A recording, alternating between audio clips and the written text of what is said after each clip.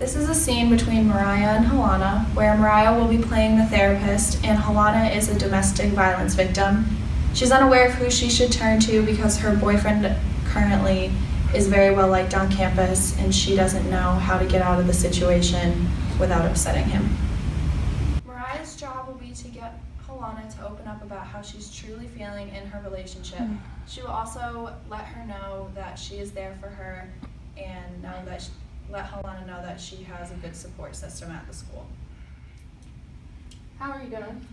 Hey, I'm okay. How are you? I'm good. Good. So why are you here today, Halana? Well, I've got an issue with my relationship, and I'm not really sure how to deal with it. So what's the issue? Well, my boyfriend and I, we've been dating for like 3 years, and it was really good at first, but now that we're coming up to our senior year, it's just been hell. Like, he's really controlling, and I always have to text him like every minute of the day to find out to tell him where I am, what I'm doing, all that kind of stuff. And only recently, like maybe a month ago, he started like grabbing me and hitting me, and it's really worrying me. Okay. It worries you. How does it make you feel? Like, Well, I know that it's not right, but I'm scared because I don't want to like leave him, and I'm not sure. I wasn't sure like who I can talk to about it because he's like a really popular guy at school, and I don't really think anyone would believe me, and people will just think that I'm just so what I'm getting is, you want to get out of the relationship, or do you want to stay in the relationship? Well, I really love him, and I think I want to stay in the relationship. Well, I know I want to stay in the relationship, but I really want to get help to help me to get through it, and I also want to get help for him to help him to be better. You know? So have you talked to him about it? Does he know that you're here? He doesn't. I told him that I had a good class. Okay. So when he hits you or tells you that you have to check in and things like that, what do you say to him? Well, I just accept it because I'm not sure like how to deal with it, you know? I feel like he'll be upset with me and make the situation worse, and I don't want to make him mad at me, and I feel as though like I have to do what he says, you know, to keep the So peace. in a sense, are you scared of him?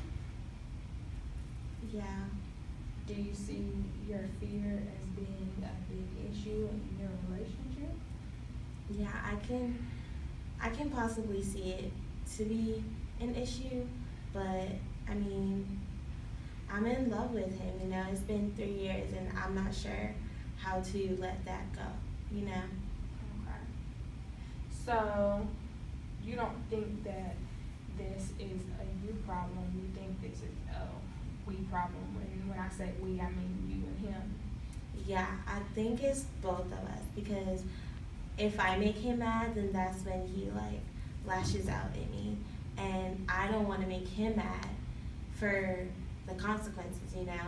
So like I have to try to like control myself and my actions and always like do stuff his way so that he doesn't get mad at me, because I don't, you know. Okay. So after you have like an abusive time in your relationship, like what are the following days like?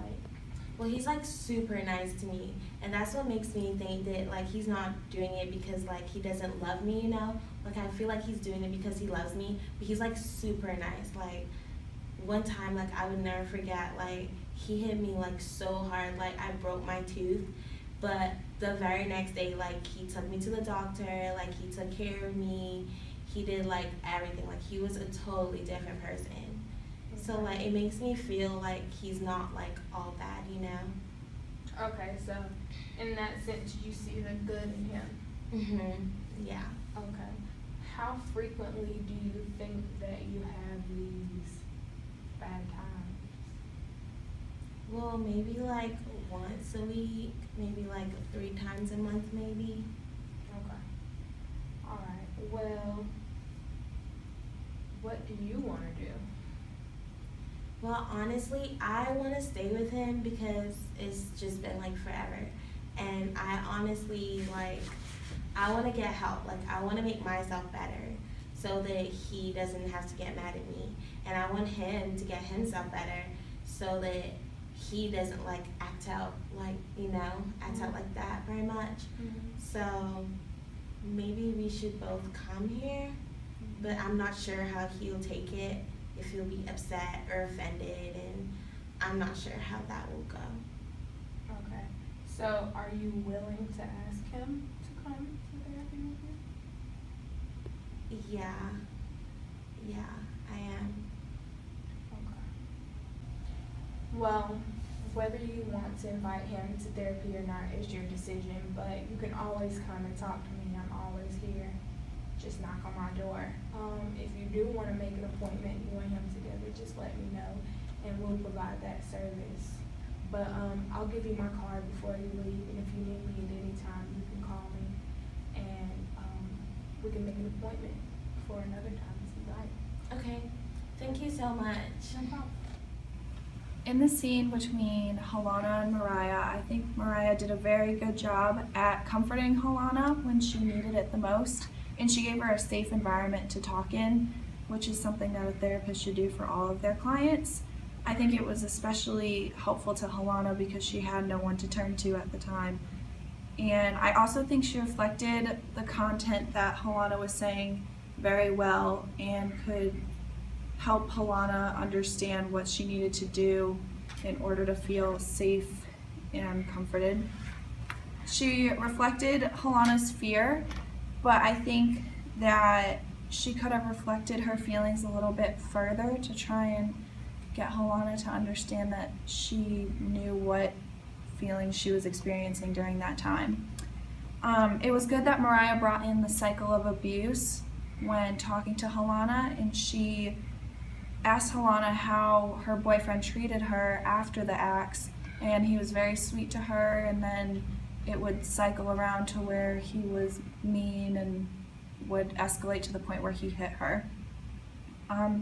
Mariah, as a therapist, also saw both sides of the situation. She didn't immediately take Halana's side, and she didn't go completely against the boyfriend. She tried to understand what they were both going through and what Halana wanted to do in the relationship, and respected her choices. I think Mariah could have asked more guided questions rather than saying, well, how does that make you feel? But overall, I think she did a very good job taking into consideration what Halana wanted and what would have been better for the relationship, and offering her time to come in and talk to her, and if her boyfriend wanted to come in and talk to her. So I think she did a good job. This scene is about a client who's going to motivational therapy in order to work on her sex addiction. Mariah, who's playing the client, knows that she has a problem with this addiction, and she is seeking out help with her therapist in order to work through this problem. Danielle, who is a therapist, is going to help Mariah to come to the understanding that she has a problem. But with motivational therapy, Mariah has to be the one to understand and want to change for herself. So Danielle is going to get her to that point where she can feel more confident to open up about knowing that she has a problem. Hello, Mariah. So what brings you in today? Well, I'm having a problem with my sexual urges. Okay, what kind of problems are you experiencing? I like to have sex like daily. And my boyfriend, in the beginning, we would do it daily. But now that we live together, it's kind of like not flatline, but not as much as I wanted. And I didn't think it was a problem at first, but now I'm kind of cheating to feel the urge. So you feel that your sexual drive is causing a problem between your relationship and your actions? Yeah, because I love my boyfriend. I want to be with my boyfriend.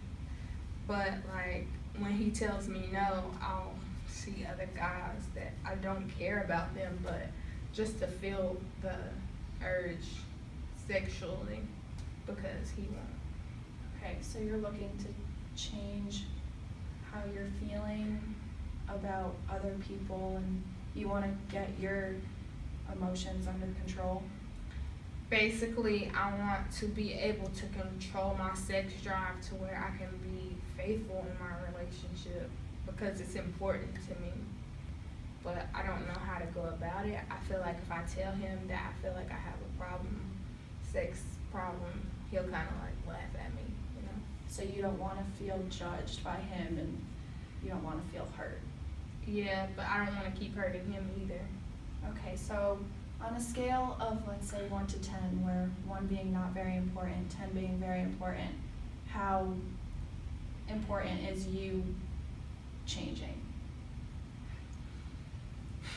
I mean, I don't know how to really answer that. I want to change, but it's just like, I don't know how to go about it. Like, Okay, so if we could figure out a way to help you change, that would make you feel better. yeah, I would be all in if you have like a solution. Okay, so how confident are you on a scale of 1 to 10 that you can change? I'm not. Okay, so why not a lower number, or all the way to a 10? At first, this is just something I wanted to do for him. But the reason why I'm coming to counseling now is because it's something that I want to do for myself as well. Okay, so I think you're very motivated, and I think that this is something that can be resolved. So how do you think that this behavior is affecting your values? I'm usually a faithful person. Like, I believe that when you're in a relationship, you should be able to trust one another and confide in one another and tell each other everything. But like, I feel like I'm not giving him my all because I'm not totally being honest with him. Like, he doesn't know about the deception and the things that I've been doing. But at the same time, I don't feel like I can trust him fully either to understand what I'm going through.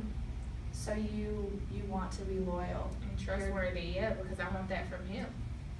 Okay, and you're just struggling with how to control your urges and remain faithful to him. Yeah. Alright, so what I want you to do is I would like you to go home and evaluate yourself when you're in your environment, and come back next time. You can make a list of pros and cons, or you can just write down when you feel the urges, and we can think of a solution, and you can come up with an idea of how you think you can fix this problem, and I will guide you through that. Okay. I appreciate your time. In the therapy session between Danielle and Mariah, they did motivational therapy. The positives are that Danielle, she asked a lot of questions to get Mariah thinking about her problem and for her to understand that she actually does have a problem to fix. She got her to think about the situation clearly, which made it easier for her to interpret her feelings, for Mariah to interpret her feelings, and for her to understand the path that she wants to take in order to get better. Danielle gave an assignment which was helpful because it got her to think about her feelings outside of therapy. Danielle also used a scale which was important for Mariah to be able to understand her feelings on a scale of 1 to 10, and it also shows Danielle the importance of the situation to Mariah. Danielle did a good job in motivating Mariah to think about her feelings by asking her questions on how it affected her relationship and her life. One of the negatives that was seen in the clip was that Danielle's body language was kind of stiff. I felt like if she loosened up a little bit more, maybe it would have been a more comfortable environment. But with that being said, you can see that Mariah felt safe in the therapy. Overall, Danielle did a good job by helping Mariah to think about the issues and how it was affecting her life and how she was willing to change the problem. So in the video that you'll see with Danielle and Helana, Danielle is going to play a depressed student whose friend just passed away. She's having a hard time getting through the situation, and it's very antisocial, but she wants to find a way to come out of it. Halana's job in this video is to specifically build a relationship with Danielle where she feels that she can open up to her. Also, she wants to make Danielle feel comfortable enough to trust her to get through the situation. She may offer some type of homework or some type of maybe activity outside of therapy for her to do to get through the situation. So, what brings you in today, Danielle? Well, about a month ago, my best friend at school got into a car accident and she passed away.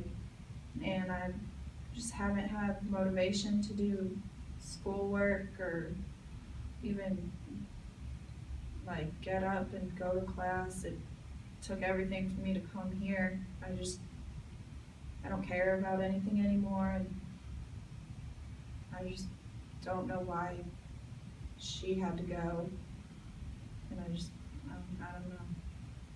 It sounds to me that you sound very unmotivated and very upset.